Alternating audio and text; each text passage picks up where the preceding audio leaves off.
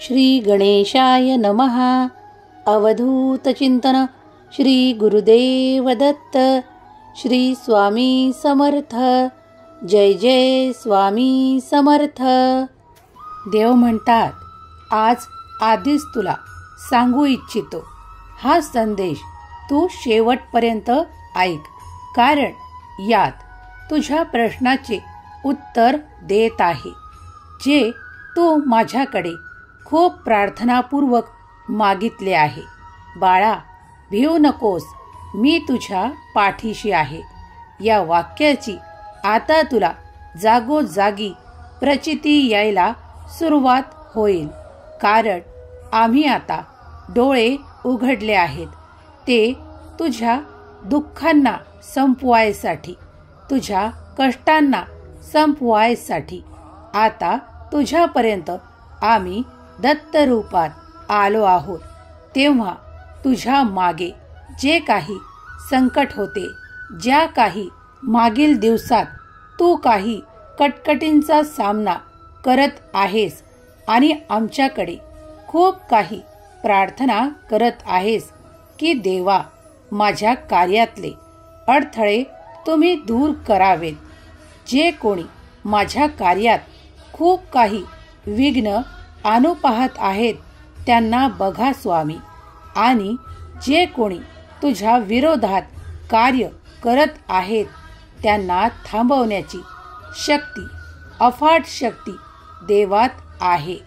आता तू काळजी करणे थांबव, कारण मी तुझ्यापर्यंत आलो आहे.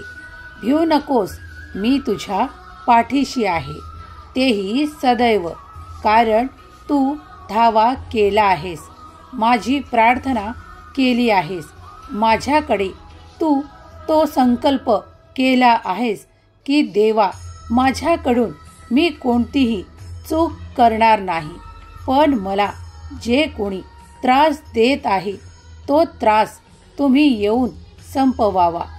देव म्हणतात, बाळा, तुझ्या त्रासाला संपवायसाठी आम्ही आलो आहोत. आता मनाला निश्चिंत कर, कारण आजच्या दिवसापासून, आजच्या क्षणापासून तुझा तो त्रास संपुष्टात येईल, कारण आम्ही तुझ्यापर्यंत आलो आहोत तुझी इच्छा पूर्ण करायला. तुझे त्रास देणारे आता तुझ्या समोर मस्तक वर करून बोलणार नाहीत. मला माहीत आहे का तू खूप त्रास सहन केला आहे. तू खूप असे काही तुझ्या मनात गैरसमजही निर्माण केले आहेत, तेही मी आज संपवणार आहे.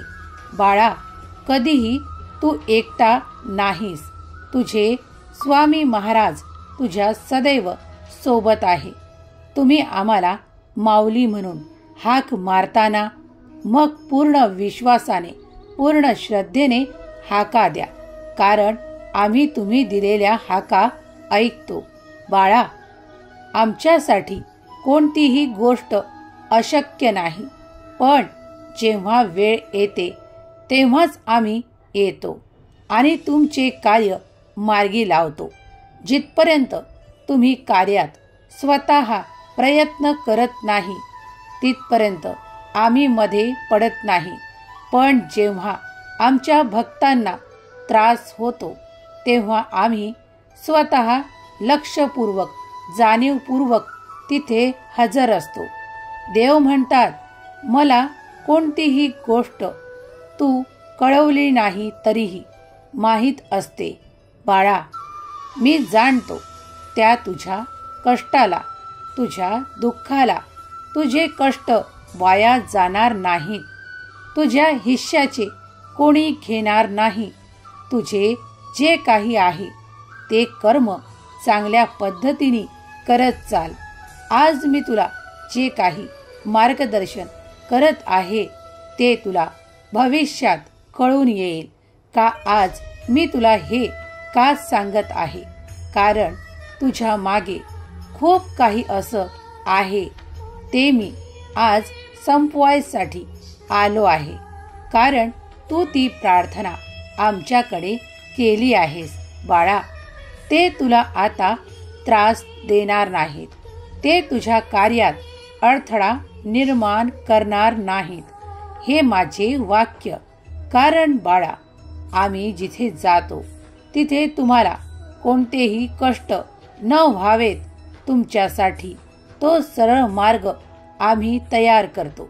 तुम्ही गुरु म्हणून आमची सेवा करता, आमच्याकडे येता, आमच्याकडे मागणी मागता. आम्हीही तुमच्या योग्य त्या मार्गावर चालण्यासाठी तुम्हाला योग्य ते मार्गदर्शन देतो. तुम्ही त्या मार्गावर चालावे.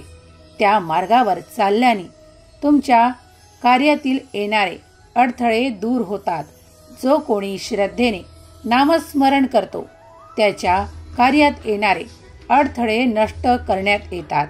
देवांची अफाट शक्ती ते कार्य करू इच्छितात. देव म्हणतात, बाळा, माझ्यासाठी काहीही अशक्य नाही.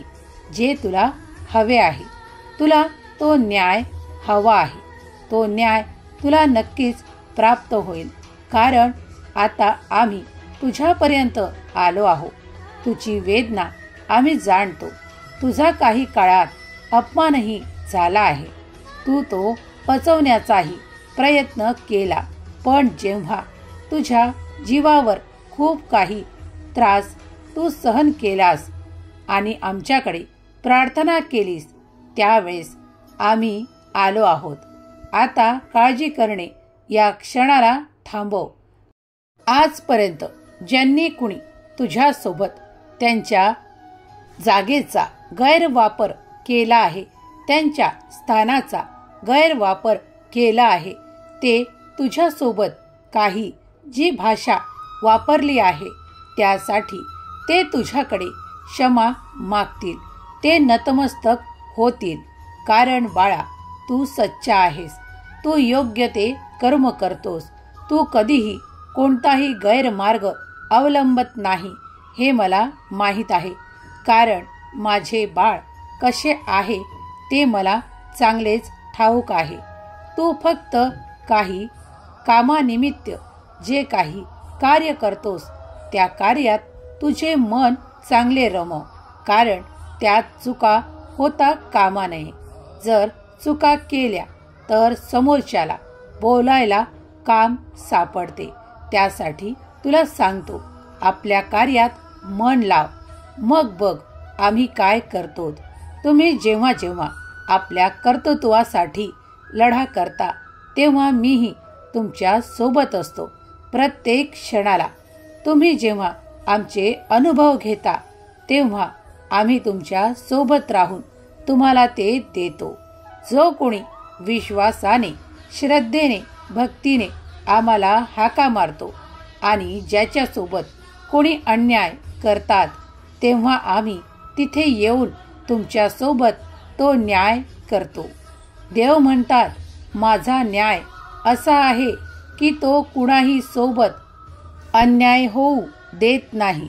कारण देवाला तुमच्या अंतर्मनातलेही जाणता येते. तेव्हा तुम्ही जर शुद्ध अंतःकरणाने जे काही कार्य केले आहे ते आता तुम्ही मला सोपवा. मी ते बघून घेईल बाळा. कारण तुझ्या कार्यात तू योग्य आहेस हे मी जाणतो. पण ज्यांनी कुणी तुला त्रास द्यायचे ठरवले आहे, मुद्दाम तुझ्याकडे तो त्रास देऊ इच्छितात, त्यासाठी आमच्याकडे शासन आहे. देव म्हणतात, मी प्रत्येकासाठी न्याय करतो. कारण तो न्याय ती वेळ आल्यावर नक्कीच होतो. तिथपर्यंत तुमची काही परीक्षाही घेतली जाते.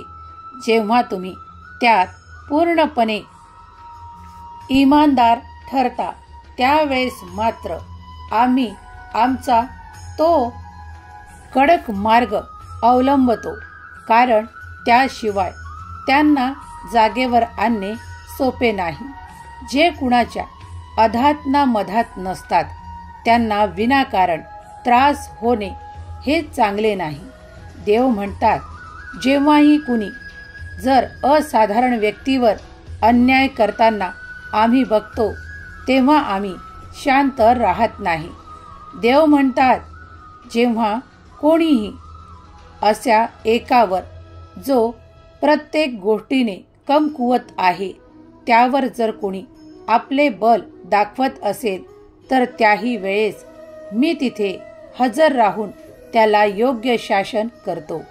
बाळा, आता तुम्ही निश्चिंत होण्याची वेळ आहे, कारण तुम्ही आमचा धावा केला आहे. ईश्वर तेव्हा तेव्हा तुमच्यासोबत न्याय करायला येतात जेव्हा तुम्ही दाद मागू इच्छिता. देव म्हणतात, तुला त्या त्रासातून, त्या संकटातून, त्या काळजीतून मी दूर करील. त्यासाठीच मी आलो आहे. हा संदेश तू शेवटपर्यंत ऐकावा अशी देवाची इच्छा आहे. कारण देव म्हणतात, जो कुणी अन्यायाच्या बाजूने कार्य देखील करेल त्याला मी शासन करेल. म्हणून आताच सावधान रहा. जो कुणी असत्यता पाळत असेल त्यावर जर तुम्ही साथ द्याल तर देवाचे अपराधी ठराल. त्यामुळे योग्य तो मार्ग निवडा. ज्यांनी कुणी तुला खूप काही त्रास दिला आहे त्यांची आता मी बरोबर पाठपुरवणी करणार आहे आणि त्यांना योग्य शासन करणार आहे. तेव्हा तू निश्चिंत हो. तू खूप रडला आहेस, तू खूप काळजीत होता, हे बघून मी तुझ्यापर्यंत आलो आहे तुला काही सांगायला. बाळा, योग्य मार्गावर पुढे चालत राहा. जेव्हा कोणी तुम्हाला त्रास देऊ इच्छिते त्या व्यक्तींना तुम्ही फक्त आमच्यावर सोपवा आणि आपले कर्म मात्र चांगल्या मार्गानेच ठेवा. तुम्हाला कोणी काही जरी बोलले तरी त्यांना तोंडावर उत्तरे देऊ नका, कारण देव सर्व काही बघत आहेत. तेव्हा तुमच्यासोबत न्याय होणार हे तितकेच खरे. जर तुमच्या मनात काही शंका असतील तर त्या याच वेळेस काढून टाका. कारण बाळा, देवाचा न्याय हा होतोच. कधी कधी काही वेळ लागतो, पण तो निश्चित होतो. देव म्हणतात, बाळा, तुझी काळजी कमी करण्यासाठी, तुला आनंद देण्यासाठी, तुला न्याय मिळवून देण्यासाठी आम्ही आहोत ना तुझ्या पाठीशी. तेही सदैव, कारण तू आमचा धावा करतोस. जेव्हा कोणी ईश्वराचा धावा न्यायासाठी करतात तेव्हा त्यांना न्याय अवश्य मिळतोच. देव म्हणतात, कोणी कितीही मोठी फसवणूक करण्याचा प्रयत्न देखील करत असेल पण तो हे जाणत नाही का देव तुझ्या पाठीशी आहे. देव ते करू शकतात जो ते विचारही करू शकत नाहीत. तेव्हा तुम्ही आता तुमची काळजी करणे थांबवा, कारण देव त्यांना ते शासन करणार आहेत. कारण त्यांनी तो गुन्हा केला आहे. त्यांनी तुला रडवले आहे. त्यांनी तुला त्या वेदना दिल्या आहेत. बाळा, जर वेळ वाईट आहे पण देव तुमच्या सोबत आहे हे ध्यानी धरा. जरी एखादा काळ वाईट काढला असेल तरी देवावर विश्वास कमी करू नका, कारण तुमचे पालन करता, तुमचे रक्षण करता देव सदैव तुमच्या पाठीशी उभे आहेत. तुमच्या सोबत न्याय होणारच यावर पूर्णपणे विश्वास ठेवा. जे काही आज तुम्हाला त्रास देऊन मुक्त झाले असे मानतात त्यांना आम्ही योग्य शासन देऊ. तेव्हा मनाला निश्चिंत करा. देव म्हणतात, तूही तुझ्या कार्यात चुका होत असतील तर त्या टाळण्याचा प्रयत्न कर, कारण तू जेव्हा प्रयत्न करशील तेव्हा मी तुला यशस्वी करीन. देव म्हणतात, तुझ्यासाठी मी भरपूर प्रमाणात आशीर्वाद, खूप काही आनंद पाठवत आहे, कारण तू खूप काही काळ असा वेदनेत काढला आहे. त्या वेदना आज मी समाप्त करायला आलो आहे. तुझ्या मनाला शांती मिळेल हा संदेश पूर्ण ऐक, कारण जे कोणी माझ्याकडे प्रार्थना करत आहेत त्यांच्यासाठी हा संदेश मी देत आहे. बाळा, इतर जे कोणी आता तुमच्या मागे काही कारणांमुळे लागले होते ते आता आपोआप शांत व्हायला लागतील. ते तुझ्या मागे येणार नाहीत, तुझ्या कामात अडथळे आणणार नाहीत. काही दिवसातच हा फरक तू बघू शकशील. बाळा, त्यांना आता अशी उपरती प्राप्त होईल की ते तुझा मार्ग सोडतील. ते तुझ्याकडे आता शांततेने बघायला लागतील. ते तुझ्या मार्गात अडथळा आणणार नाहीत. देव म्हणतात, मला माहीत आहे तू खूप दिवसांपासून काही प्रयत्न करत आहे, पण यश तुला प्राप्त होत नाही. पण आता मात्र ते यश तुला प्राप्त होण्यास सुरुवात झाली आहे. आजपासूनच तू त्या यशाची काही संकेत प्राप्त करशील, कारण देव स्वतः तुझ्यापर्यंत आले आहेत. देव म्हणतात, आता तुझी प्रतिष्ठा वाढीला लागेल.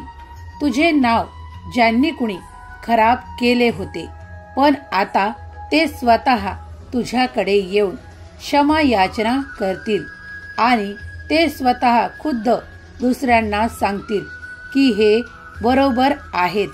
होय बाळा, तू सत्य ऐकत आहेस, कारण तू सच्चा आहेस.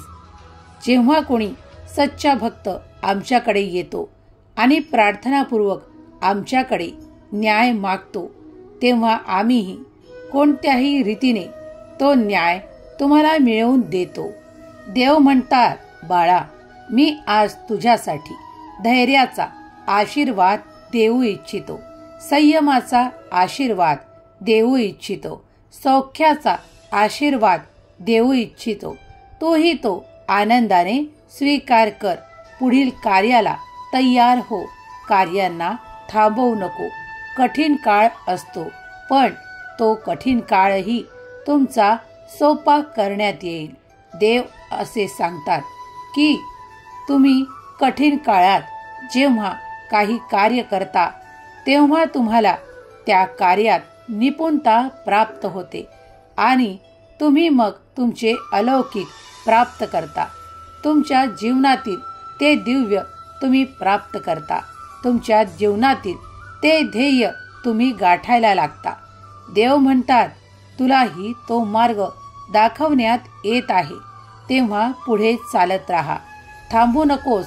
या छोट्या छोट्या गोष्टींना जास्त मनावर घेऊ नकोस. स्वतःला ताण तणावापासून मुक्त ठेव. फक्त करायचे ते नामस्मरण कर आणि चांगले कर्म कर. चांगल्या कर्मातून तुला ते प्राप्त होईल जे ईश्वर तुला आनंद देऊ इच्छितात. देव तुझ्यासाठी खूप काही चमत्कार पाठवू इच्छितात. ते स्वीकारण्याची तयारी ठेव. बाळा, आम्ही तुझ्याकडे कृपा दृष्टीने पाहत आहोत, तेव्हा आमचा आशीर्वाद स्वीकार कर. तू आणि तुझे संपूर्ण कुटुंब माझ्या छत्रछायेखाली सुरक्षित आहेत. तेव्हा काळजी करणे या क्षणाला थांबव. जे कोणी हा संदेश यावेळेस संपूर्ण ऐकत आहेत त्यावर माझी कृपा निरंतर आहे. त्यांच्या घरात भरभराटीचा आशीर्वाद मी देत आहे. त्यांच्या सोबत तो न्याय होणार आहे हे निश्चित मानावे. देव म्हणतात, आता कोणतीही काळजी करणे सोडा. नामस्मरण करणे सुरू ठेवा, कारण त्यानेच तुम्ही आमची प्राप्ती करता. त्या नामस्मरणानेच तुम्ही आमच्या जवळ येता. देव म्हणतात, तू जेव्हा जेव्हा नामस्मरण करशील तेव्हा तेव्हा मला तुझ्या जवळ प्राप्त करशील. तुझे कोणतेही कार्य थांबणार नाही. तुझ्या कार्यात अडथळे येणार नाहीत. माझ्यावर पूर्ण विश्वास ठेव, श्रद्धा ठेव. भक्तीने ज्याप्रमाणे मला हाका मारतोस त्याप्रमाणे मीही आज येऊन तुझ्या प्रश्नाचे उत्तर तुला दिले आहे, तेव्हा मनाला समाधानी कर, शांत कर. जो कोणी हा संदेश शेवटपर्यंत ऐकेल त्याच्या मनाला शांती प्रदान होईल. तो सुखाने संसार करेल. त्याच्या मागचे क्लेश नष्ट होतील, काळजी नष्ट होईल. येत्या काळात तो खूप काही सुखांचा आशीर्वाद प्राप्त करेल. देव म्हणतात, मी तुझा असा देव आहे की मी तुला कधीही एकटे सोडत नाही. मग ती वेळ कठीण असो वा आनंदाची असो, तुझ्या आनंदातही मी तुझ्या सोबत आहे. मी तुझ्या कठीण काळातही तुझ्या सोबत आहे. मी सदैव तुझ्या सोबत चालत आहे. बाळा, थांबू नकोस, प्रयत्न रोखू नकोस. या प्रयत्नातूनच तू तुझे यश गाठणार आहेस. तू समृद्धीची वाटचाल धर, कारण तू आता माझा प्रिय बाळ आहेस. मी तुझ्यावर भरभरून प्रेमाचा आशीर्वाद देऊ इच्छितो. देव म्हणतात, ज्यांनी कुणी तुझे मन दुखावले होते, आता ते विसरण्याची वेळ आहे, कारण ते सुद्धा आता तुला 2 प्रेमाचे बोल बोलायला आतुर आहेत. देव म्हणतात, तुझ्यावर मी प्रेमाचा वर्षाव करेल. तुझ्यासाठी ते सौख्याचे आशीर्वादांचा वर्षाव करेल. सुखी रहा बाळा, तुझे कल्याण होईल. श्री स्वामी समर्थ. जय जय स्वामी समर्थ.